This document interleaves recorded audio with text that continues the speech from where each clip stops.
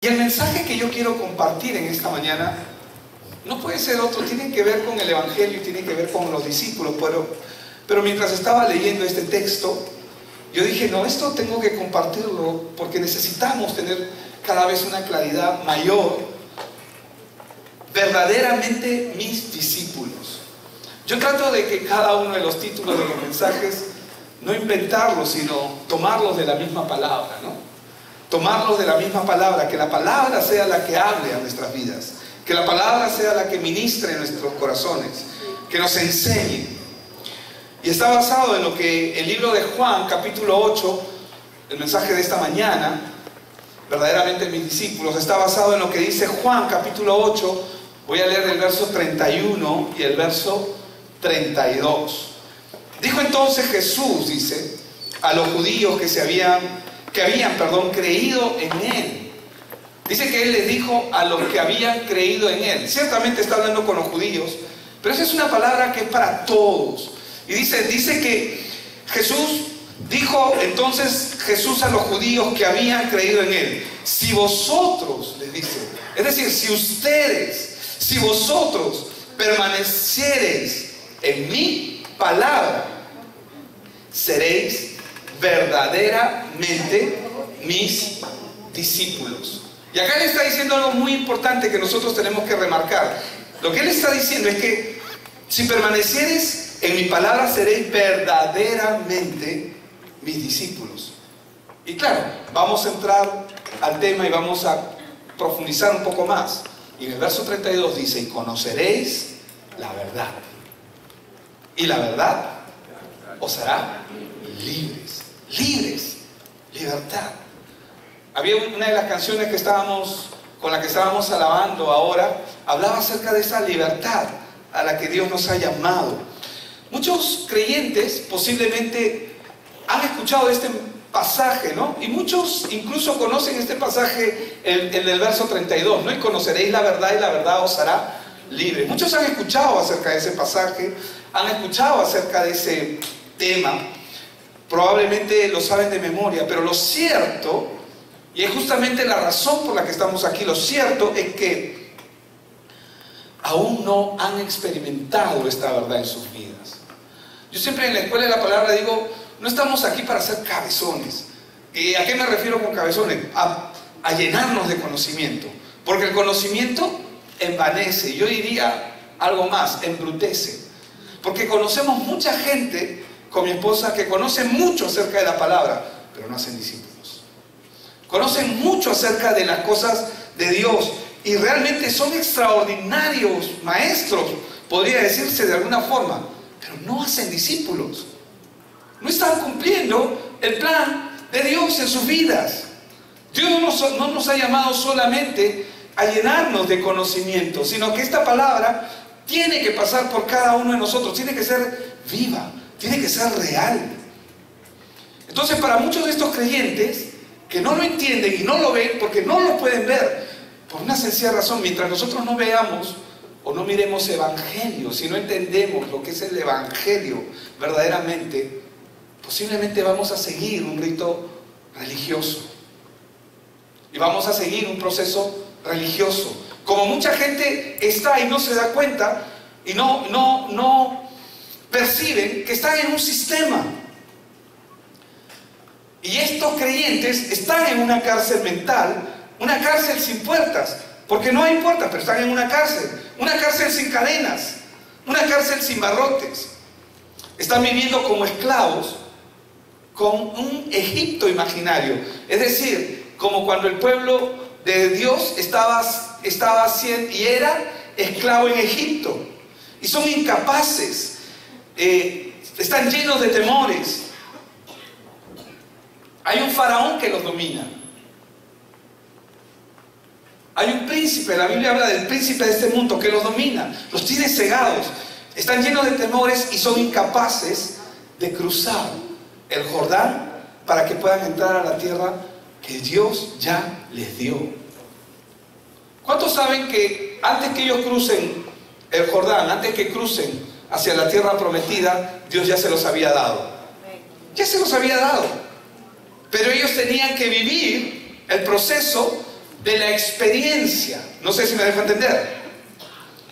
Conocemos los textos, podemos conocer los textos, pero no siempre los vivimos y no siempre experimentamos esta verdad.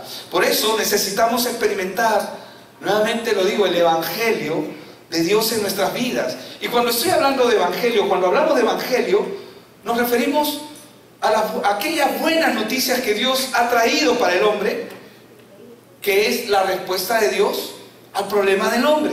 ¿Y cuál es el problema del hombre? Es solamente uno, que el hombre nace estando separado de Dios. Y no hay nada que el hombre pueda hacer para cambiar esa condición. Porque si en la posibilidad del hombre estuviera cambiar esa posición por sí mismo, lo haría. ¿Quién no lo haría? Todos trataríamos de hacerlo. Pero no está en nosotros. Por eso es que necesita un Salvador. Lo cierto es que los que estamos en Cristo ya no somos esclavos, pero necesitamos experimentar esa libertad. Y necesitamos experimentar la verdad de Dios, la verdad de Dios en nuestras vidas. No estoy hablando de conocimiento, no estoy hablando de cuánto sabemos acerca de la palabra. Probablemente muchos de los que estamos acá sabemos mucho o conocemos porque hemos leído y la leemos continuamente. Necesitamos experimentar la palabra en nosotros. Esta es la razón por la cual el Señor Jesús le dijo a los que habían creído en Él. ¿Para qué? Para que se aseguren. Y les dice a los que habían creído en Él, si vosotros, les dice, si ustedes, dice, si vosotros permaneciereis, dice, en mi palabra, ¿en dónde? ¿En dónde? Fuerte, dígalo, ¿en dónde?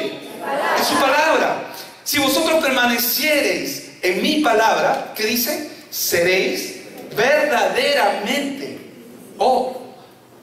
Si me está diciendo seréis verdaderamente, significa que hay otros que están en falsedad, siguiendo la corriente de su propia opinión, el sistema del mundo. Pueden estar en la iglesia, pueden conocer, pero necesitan experimentar. Si vosotros permaneceréis en mi palabra, seréis verdaderamente mis discípulos. ¿Y qué dice? Y conoceréis la verdad, y la verdad os hará libres. Son tres cosas las que yo quiero enseñar en esta mañana. Este mensaje es una enseñanza para todos nosotros. Y lo primero que quiero señalar es que ¿cómo debe ser el carácter del verdadero discípulo de Jesús? Carácter. ¿Qué significa carácter? Es una marca. El carácter es una marca. Es algo que caracteriza. ¿Hay alguna marca por acá? Bueno, cuando hay marcas en algún lugar, eso es el carácter. Algo que tú siempre ves y te das cuenta, no. Sí, cada vez que paso por esa calle, siempre hay un hueco ahí. Yo ya sé que cuando voy a pasar por un lugar, hay un bache, hay un hueco, hay un huecazo ahí que parece un cráter. Y yo ya sé que cada vez que paso por ahí tengo que tener cuidado con ese lugar. Hay una marca ahí, hay un carácter. No sé si me dejo entender. ¿Por qué es importante entender esto?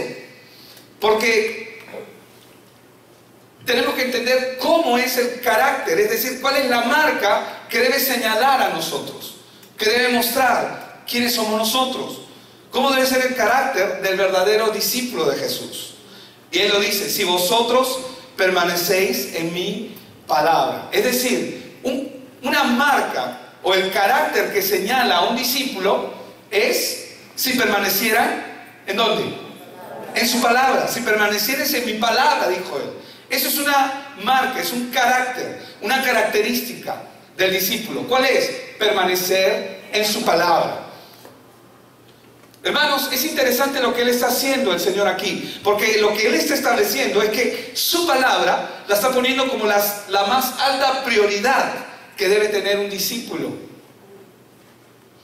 A mí me está costando, por ejemplo, tomar 2.8 litros de agua diario, porque eso es lo que tengo que tomar diariamente. Yo tenía, o no sé si lo tengo aún, pero tengo un problema. Yo no tengo la sensación de sed.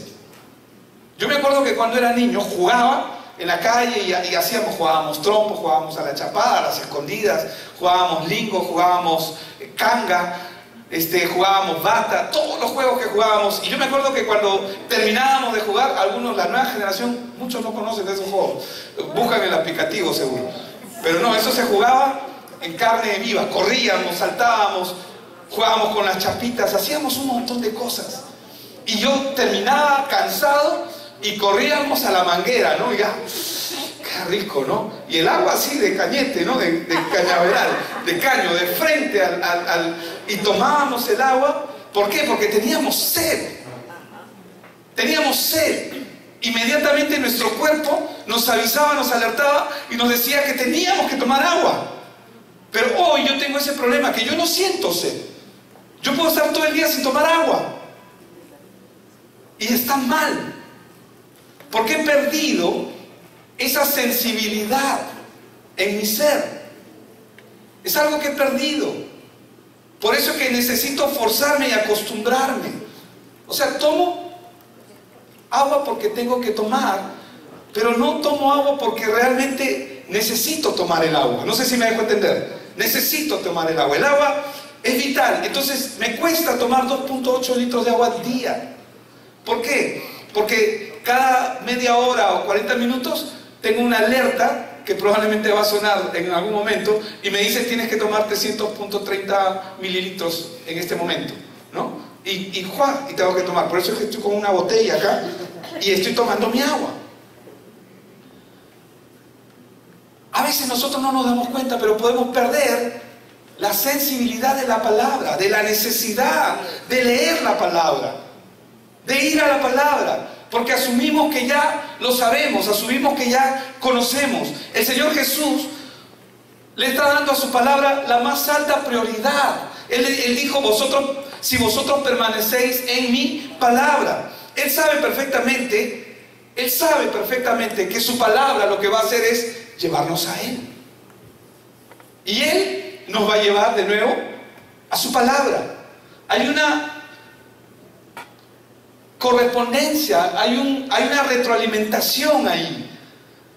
Jesús nos lleva a la palabra y su palabra nos lleva a Jesús. Por eso es que le dijo en Juan 5:39, dijo,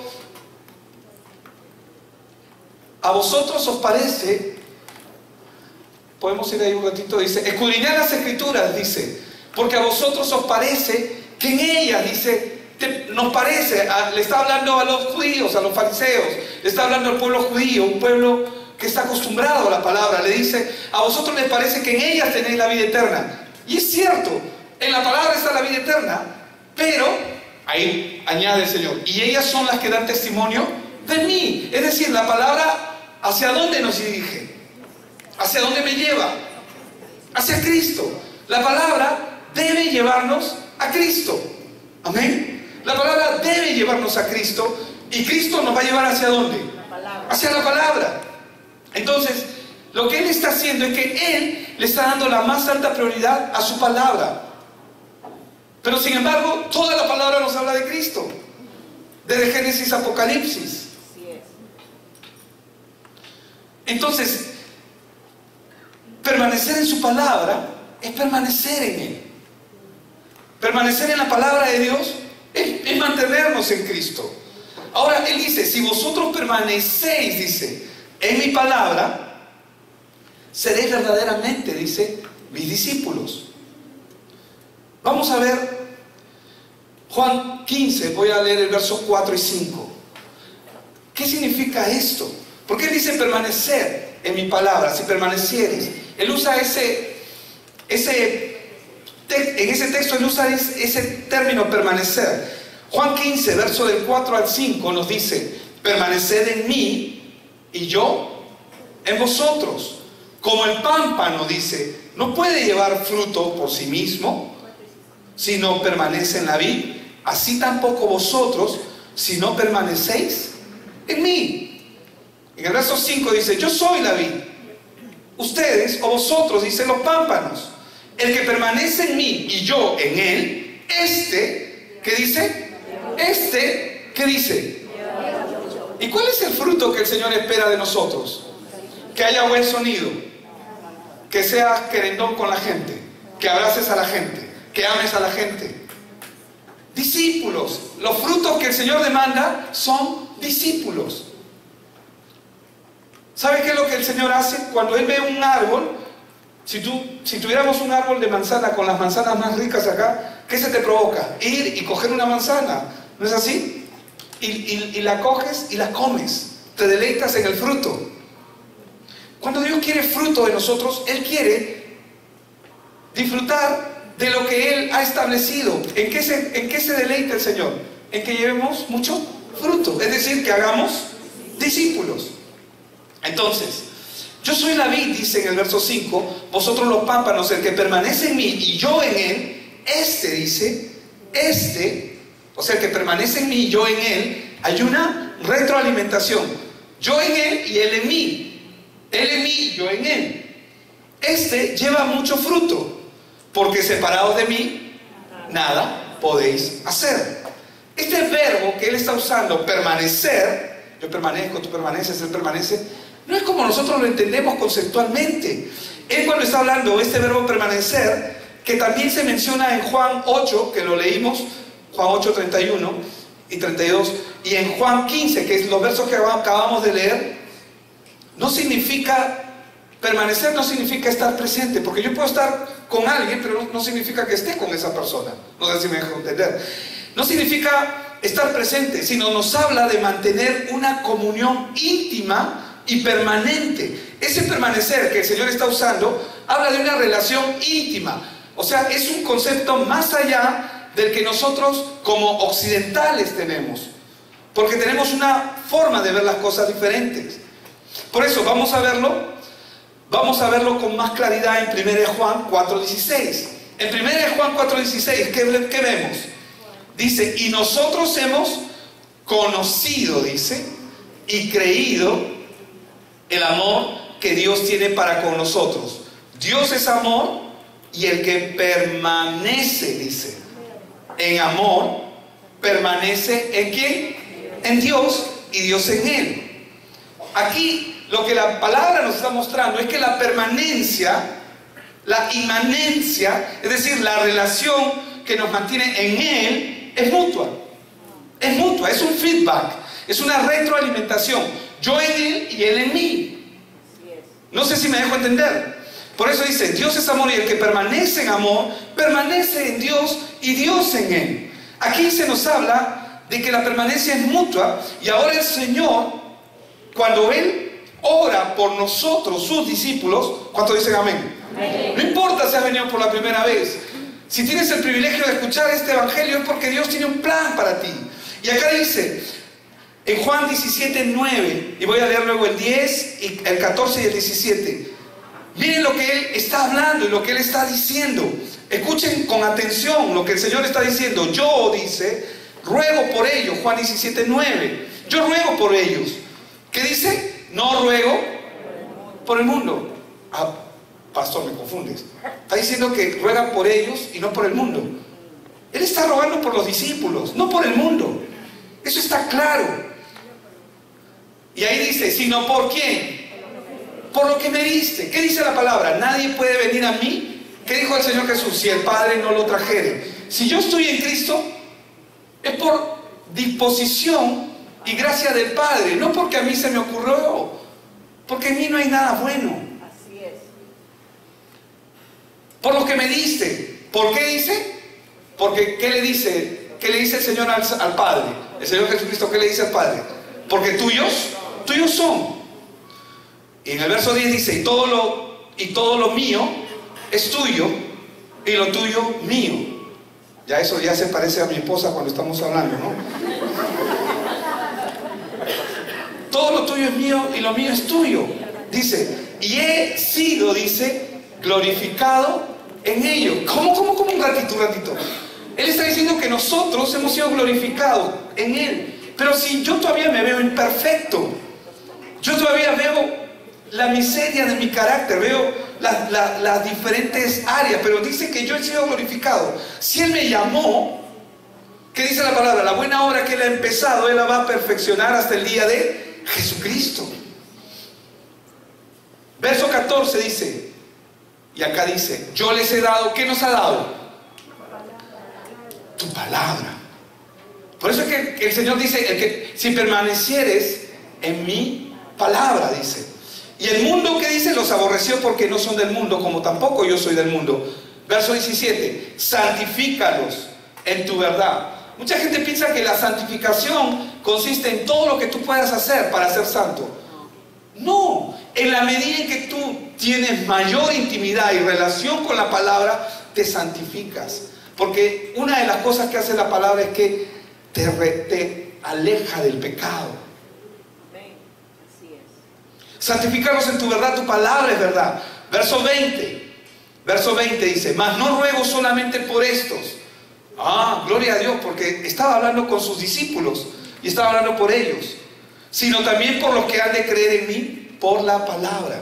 ¿Cuántos han creído en el Señor? O sea que Él está orando por mí, por ti también allí. Verso 21, para que todos sean uno, dice en el verso 21, para que todos sean uno, como tú, oh Padre, en mí y yo en ti, que también ellos sean uno, dice, en nosotros, para que el mundo crea que tú me enviaste. Entonces, permanecer en la palabra, de acuerdo a la palabra, la connotación que el Señor está usando, permanecer es identificarse con la palabra y hacer de ella la norma y el fundamento de nuestra vida. Pero no estamos hablando de reglas, porque yo le puedo decir a una persona, tienes que hacer esto, tienes que hacer aquello y tienes que hacer esto otro. Uno no hace lo que alguien le dice. ¿A cuántos de nosotros nos han dicho, no, tú tienes que hacer esto, y hemos terminado haciendo otra cosa? ¿Sí o no? Él está hablando, ¿cuándo se convierte eso en una norma de vida? Cuando el Evangelio pasa por mi vida. Cuando el Evangelio a través de la experiencia me enseña y me muestra mi condición. Me hace huir de esa condición. Esta vida de permanencia en su palabra solo se da por causa del Evangelio. Por eso es que mucha gente quiere construir su vida cristiana sin Evangelio. Pero dicen, no, yo ya conozco el Evangelio. Dicen, no, yo ya sé. Sí, Jesús vino. Sí, todos son conceptos nada más. Pero aún el Señor Jesús no es el Señor de sus vidas. Porque si lo fuera, ellos tendrían una actitud totalmente diferente. Entonces, esta vida de permanencia en su palabra se da por causa del Evangelio. Cuando tú comienzas a conocer la verdad y comienzas a conocer el Evangelio y comienzas a leer la Biblia, parece que nunca lo hubieras leído. Oye, yo he leído esto tantas veces y nunca vi esto. ¿Con qué ojos leíamos? Sin entendimiento. Entonces, el Evangelio va a generar en nosotros, como consecuencia, una obediencia natural a Él.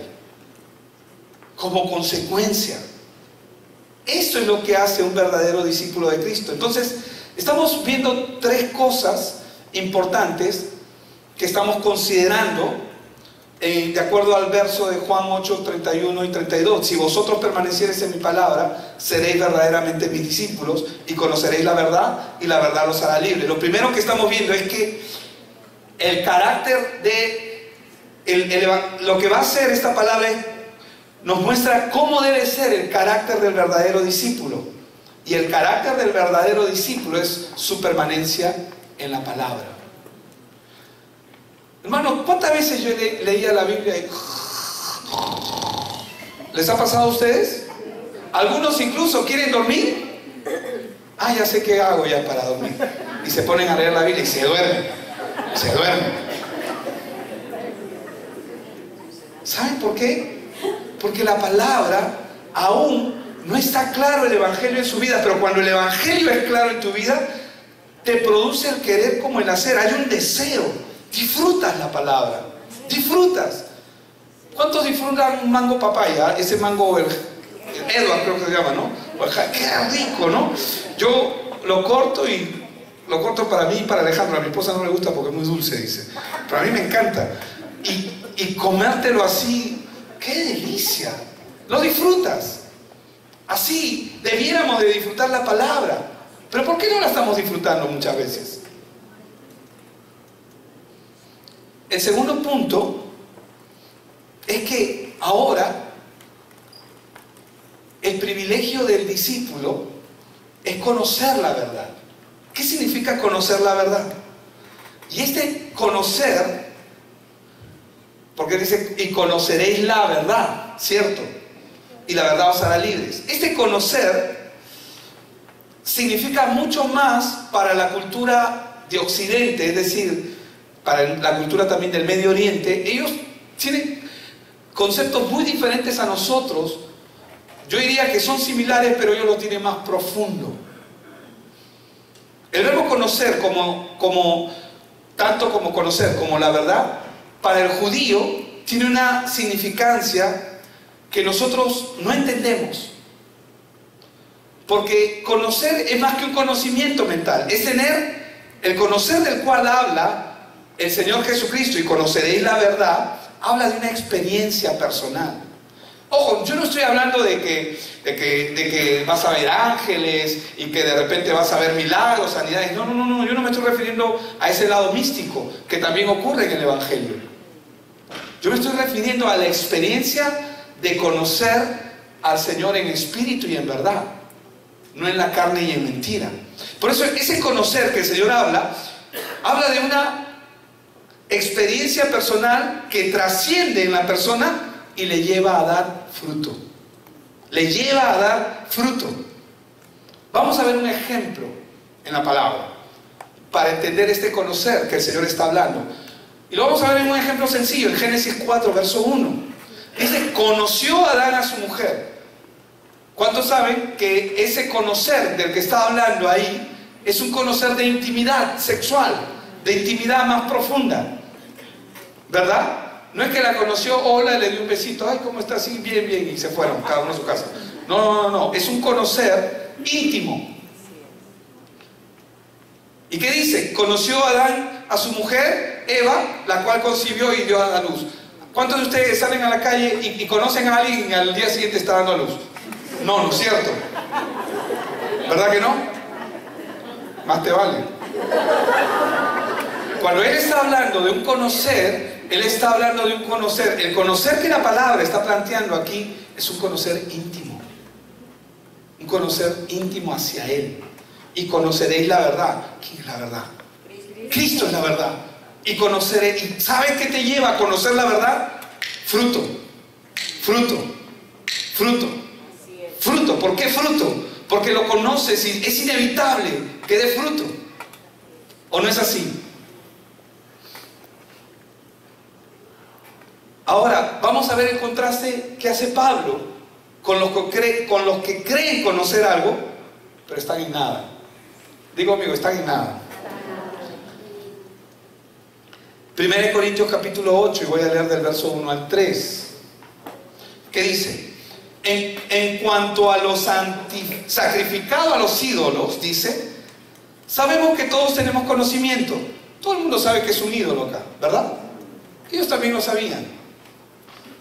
¿Pero qué dice? ¿El conocimiento qué dice? ¿Qué dice del conocimiento? Envanece. ¿Qué significa envanece? Embrutece, en el caso de algunos de nosotros que hemos andado cabezones sabiendo tanto, pero no dando el fruto que Dios espera. Pero el amor edifica. Y noten lo que dice Pablo, porque él está trayendo una exhortación aquí. En 8:2 dice, y si alguno se imagina que sabe algo, aún no sabe nada como debe saberlo. Pero si alguno ama a Dios, dice, es conocido por él. Y acá, cuando estamos hablando de amar a Dios, no tiene nada que ver con lo que nosotros hemos aprendido del amor. Porque los conceptos que nosotros tenemos frente a los conceptos bíblicos difieren totalmente. Contrastan con lo que el Señor ha establecido. El amor de Dios, en primer lugar, no es como el amor humano. ¿Por qué? Porque el amor humano está corrompido por causa del pecado. El hombre llama amor a cualquier cosa. Y la Biblia habla de tres conceptos diferentes, ¿no? El fileos, el ágape, el fileos y el eros. Y hay uno cuarto, incluso añadiríamos que es el tánatos, que es el de la muerte, ¿no? Un amor compulsivo que lleva a matar. El amor ágape es el que da sin esperar nada a cambio. El filios es el que se lleva entre hermanos, padres a hijos, hijos a padres. El eros es el erótico, que tiene que ver con el sexual, y el tánatos es el que lleva a la gente a la muerte. Entonces cuando hablamos acerca del amor, no es como el amor humano que está corrompido y corrupto por el pecado. Vamos a ver qué dice 1 Juan capítulo 4, y vamos a leer del verso 7 al 11. Y dice: amados, ojo, y después vamos a aprender lo que es el amor realmente y cómo podemos. Amados, amémonos unos a otros, dice. ¿Cuántos dicen amén? Amén. Porque el amor es de Dios. Todo aquel que ama, ¿qué dice? Es nacido de Dios y conoce a Dios. Oye, pero hay un montón de gente que dice que ama y no conocen a Dios. Entonces, pastor, ese verso está mal. No, el verso no está mal. Esa persona, la persona que califica a una persona que cree que porque ama o porque dice que ama, ese es el que está mal. Porque el concepto de amor que tiene la palabra difiere totalmente del concepto bíblico. Entonces, amados, amémonos unos a otros, porque el amor es de Dios. Todo aquel que ama es nacido de Dios y conoce a Dios. El que no ama no ha conocido a Dios, porque Dios es amor. En esto se mostró el amor de Dios para con nosotros, en que Dios envió a su Hijo unigénito al mundo para que vivamos por Él. Ya me está dando una idea de lo que es el amor, porque está diciendo: en esto mostró el amor de Dios para con nosotros, en que Dios envió a su Hijo unigénito al mundo para que vivamos por Él. En eso consiste el amor, no en que nosotros hayamos amado a Dios. Eso está clarísimo. Yo nunca pude amar a Dios, es imposible. Dios me amó a mí, sino que Él nos amó a nosotros y envió a su Hijo en propiciación por nuestros pecados. Verso 11: amados, si Dios nos ha amado así, debemos también nosotros amarnos unos a otros. Pero ahí como que todavía está difuso el concepto, aún no está claro. Vamos a entenderlo más adelante. Pero Él dijo: conoceréis la verdad, y la verdad te hará libre. Primero estamos hablando del conocimiento, que tiene que ver con una íntima relación, un conocer real, no un conocer de concepto. ¿Quién es Jesús? Dios. Conceptos. ¿Quién es Jesús? Mi Señor, mi Salvador. No porque lo diga con pasión, sino porque lo he experimentado. Tú puedes notar la diferencia. Ahora, la verdad, en un sentido bíblico, tampoco es un concepto intelectual o un fruto intelectual, sino ¿qué es la verdad? La verdad es, sabemos que es Cristo, ¿verdad? ¿Cuántos saben que es Cristo? Pero es la sabiduría de Dios que se hace parte de nuestra vida cuando comenzamos a entender quién es Cristo. Por eso Salomón, cuando lo entendió, él dijo esto en Eclesiastés 12:13. En Eclesiastés 12:13 él dijo: el fin de todo discurso oído es este. Miren cómo resume todas las cosas: teme a Dios y guarda sus mandamientos, porque esto es el todo del hombre. Cuando el creyente entiende, comienza a entender, se convierte en un discípulo y comienza a caminar en la verdad. Pero es cuando entiende. Es necesario que el entendimiento venga. Yo sé que sí, podemos decir creemos. Satanás también cree, los demonios creen, no son salvos. Necesitamos experimentar la vida. Por eso es que cuando viene gente a la iglesia y lo primero que le ocurre es: ay pastor, he perdido el trabajo, ay pastor, me asaltaron, ay pastor, me robaron, ay que esto y que el otro, y comienzan todas las desgracias, ¿no? Ay, para que desde que estoy en la iglesia todo lo malo me ocurre. ¿Les ha pasado o no? No, pasa en otras iglesias seguro. No, sí pasa aquí. Entonces la gente comienza, no entiende que Dios comienza a tratar con sus hijos. Pero pastor, me están yendo mal las cosas. Cuando el creyente entiende, recién se puede convertir y caminar en el proceso de ser un discípulo y comienza a caminar en la verdad. Por eso es que Juan 3:21, por ejemplo, nos muestra lo siguiente: mas el que practica la verdad viene a la luz, para que sea manifiesto que sus obras son hechas en Dios. Y 1 Juan 2:4 dice: el que dice yo le conozco, ojo con lo que dice 1 Juan 2:4, el que dice yo le conozco y no guarda sus mandamientos, el tal que es, ¿qué es? ¿Y qué dice? ¿Y la verdad? Un ratito, pastor, o sea, esto es tan grave, ¿no es cierto? Porque ¿cuánto decimos que conocemos al Señor? Yo levanto mi mano. Amén. Bueno, usted es más cuidadoso, no levanta su mano. Está esperando a ver qué dice el pastor, ¿no? Pero el que dice yo le conozco y no guarda su mandamiento, dice el tal es mentiroso y la verdad no está en él. ¿Por qué? Porque la verdad aún no es parte de su vida. Porque Cristo realmente no es el Señor de su vida, es el Señor los domingos. El domingo se convierte en el día en que congregamos o el día en que nos conectamos con Él. Pero Él tiene que ser nuestro Señor cada día. Amén, 24/7. Amén. Por eso la verdad se convierte en nuestra vida. No es un concepto intelectual, sino se encarna en nosotros y da fruto. Él tiene que encarnarse en nosotros. Nosotros tenemos que llegar a decir en algún momento: ya no vivo yo, mas Cristo vive en mí. Palabras mayores. Ya no vivo yo, mas Cristo vive en mí. Son palabras mayores. El discípulo aprende a ver las cosas como Dios las ve, porque ese es justamente por lo que es un discípulo. Aprende a tener una perspectiva apropiada de Dios. Y también aprende a ver el mundo desde el ángulo de Dios y no del sistema, porque el sistema es mentiroso, es corrupto, es engañoso. Muchos de nosotros podemos estar viviendo una vida cristiana con principios del sistema. Es imposible. Es por eso que no vamos a ver resultados. Y también tenemos que aprender a tener una perspectiva de nosotros mismos para poder ver las cosas tal como son, conforme a la palabra. El Evangelio solamente puede producir eso. Solo Cristo puede producir eso en nosotros. Por eso es que en Isaías 55:8, cuando el Señor dice: porque mis pensamientos no son vuestros pensamientos, ni vuestros caminos, mis caminos, dice Jehová, Él está hablando porque hay gente que quiere vivir la vida cristiana con sus pensamientos. Pero no podemos vivir la vida cristiana con nuestros pensamientos. Tenemos que vivir la vida que Dios nos ha llamado a vivir con su palabra, con sus pensamientos. ¿Y dónde están los pensamientos de Dios? En la palabra. No hay otro lugar. Y tercer punto: el verdadero discípulo de Cristo camina feliz.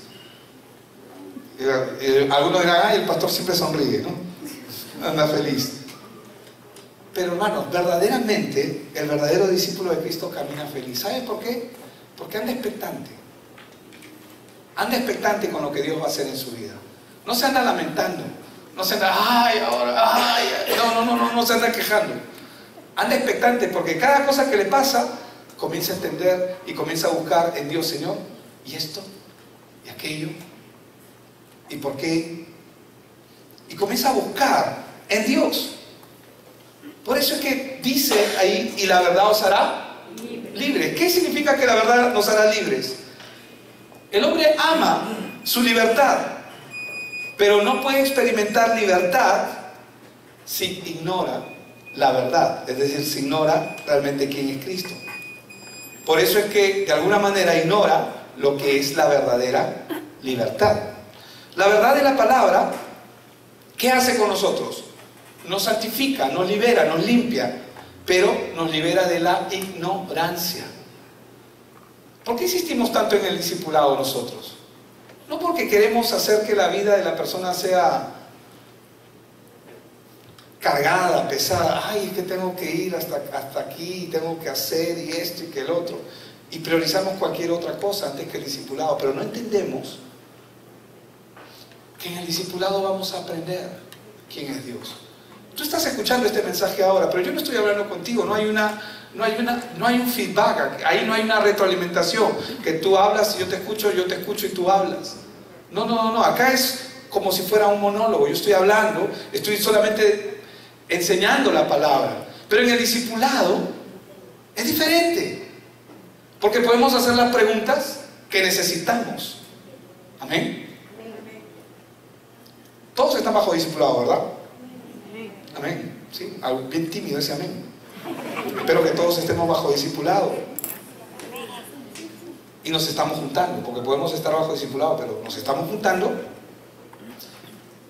¿Qué dice la palabra en Juan 15:3? Dice, ya vosotros estáis limpios. ¿Se acuerdan de Pedro? ¿Se acuerdan de Pedro o no? ¿Qué dice? Bueno, los que no se acuerdan, ¿no? Los que no saben quién es Pedro, Pedro fue uno de los discípulos del Señor Jesús, el más enérgico, el más campechano, el más avesado, ¿no? Siempre osado. Cuando algo pasaba, él resaltaba, ¿no? Se parece a algunos acá. Y él, cuando el Señor agarra, ¿y qué va a hacer con él, con los discípulos? Él va y se acerca para lavarle los pies a cada uno. Y él dice, yo he venido a vosotros para servirles, les dice, ¿no? Y comienza a lavarles. Y ellos sabiendo, humanamente, de acuerdo al concepto del sistema, sabiendo que el lavado de pies lo hacía el esclavo de menor jerarquía en una casa, ¿por qué? Te ibas a encontrar con pezuñas, te ibas a encontrar con barro, ¿te imaginas lavar los pies de la gente? Si ahorita mismo, con zapatillas, algunos están sufriendo, imagínate, en esa época, con sandalias, caminando en trocha, caminando en tierra, ¿te imaginas esos pies? No te enseño los míos, mejor ni los veas. Me baño todos los días por si acaso. Y Pedro dice, ¿qué? ¿Tú me vas a lavar a mí? No, Señor, no. Pedro, si no dejas que te lave los pies, no tienes parte conmigo. Señor, no solamente los pies. Báñame, ¿no? Se pone ahí, ¿no? Pero el Señor le dijo algo muy importante a él y a ellos, que ellos ya estaban limpios por la palabra. ¿Con qué limpiará el hombre su camino? ¿Cómo cambiará el hombre su destino? ¿Cómo cambiará el hombre sus cosas, su forma de ser, sus actitudes, sus actividades? ¿Porque se lo propone? Porque no, mañana yo voy a hacer así. ¿Cuántos de nosotros hemos dicho mañana? Y llega mañana, pasado, y al traspasado ya fuimos. Y continuamos en el mismo asunto. La palabra es la única, es lo único que Dios ha puesto para que el hombre pueda ser limpio. Y Él le dijo, vosotros ya estáis limpios por la palabra que os he hablado.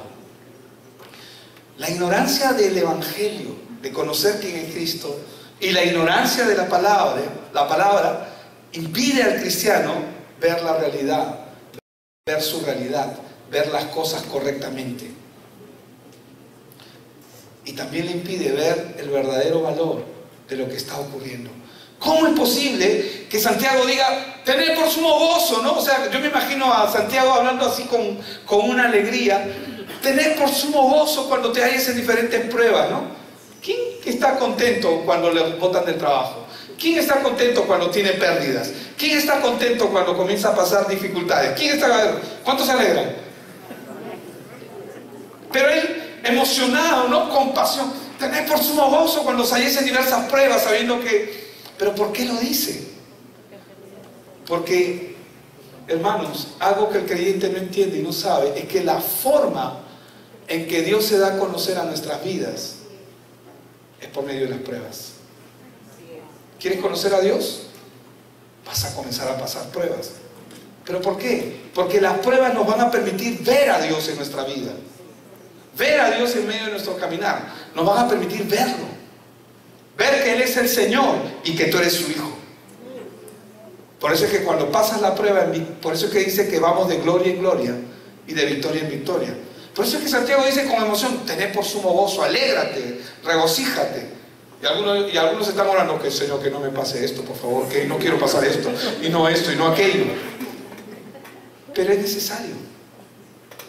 Es necesario. Porque la única forma en que Dios se va a dar a conocer a través de su palabra es cuando somos probados. Entonces,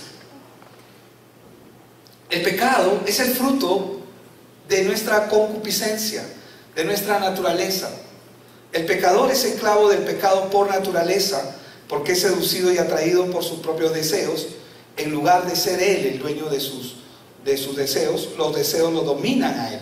Por eso en Santiago 1, 14 y 15 dice: sino que cada uno es tentado cuando de su propia concupiscencia es atraído. El pecado nos atrae y nos seduce. Entonces la concupiscencia después que ha concebido, ¿no?, da a luz el pecado, y el pecado siendo consumado, ¿qué trae? La muerte. Por eso, ¿cómo experimentamos el amor? ¿Cómo podemos experimentar la libertad del pecado? La forma y la expresión de la libertad en la práctica te va a parecer diferente, te va a parecer raro, pero es el servicio. ¿Cómo? ¿Por qué el servicio? Porque cuando tú sirves estás dando de tu vida a otros. ¿Qué es el pecado? El pecado no es otra cosa que un egoísmo extremo. Nosotros nacemos siendo egocéntricos. Crecemos siendo egoístas. ¿Qué significa? Primero yo, segundo yo, tercero yo, cuarto yo también. Uno para mí, dos para mí, tres para mí. Te puedo dar algo. Y siempre estamos mirando hacia nosotros, porque el sistema nos ha hecho creer que nosotros obtenemos felicidad por medio de lo que obtenemos, por medio de satisfacer el yo. ¿Qué es un adicto a las drogas? Es una persona que está buscando satisfacer su yo. ¿Qué es una persona avara? Es una persona que está buscando la sensación de ser mejor y ser pleno cuando tiene más, cuando experimenta más en su propia vida, pero nunca es suficiente, nunca va a ser suficiente. Entonces comienza a generar el egoísmo. Es una vida centrada en el yo, y eso es con lo que todo hombre que nace en este mundo nace con esa naturaleza, una vida centrada en uno. Nosotros nos centramos en nosotros. Por eso es que la mejor expresión de la libertad en la práctica es servir. Tengan por sumo gozo cuando sus líderes digan: oye, necesitamos que sirvas en esta área. ¿Cuántos dicen amén? Amén. Y algunos ya están sirviendo, pero algunos, no, esta semana no voy a ir. Nos llaman, nos avisan, ¿no?, y dejan las cosas a un costado. ¿Qué dice Gálatas 5:13? Noten cómo el apóstol Pablo lo explica y lo expresa en este verso. Gálatas 5:13 dice: porque vosotros, hermanos, ¿cómo dice que fuimos llamados?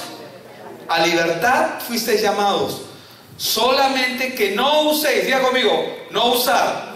Otra vez, no usar. Dice que no uséis la libertad como ocasión para la carne. Es decir, no uses tu libertad para satisfacerte.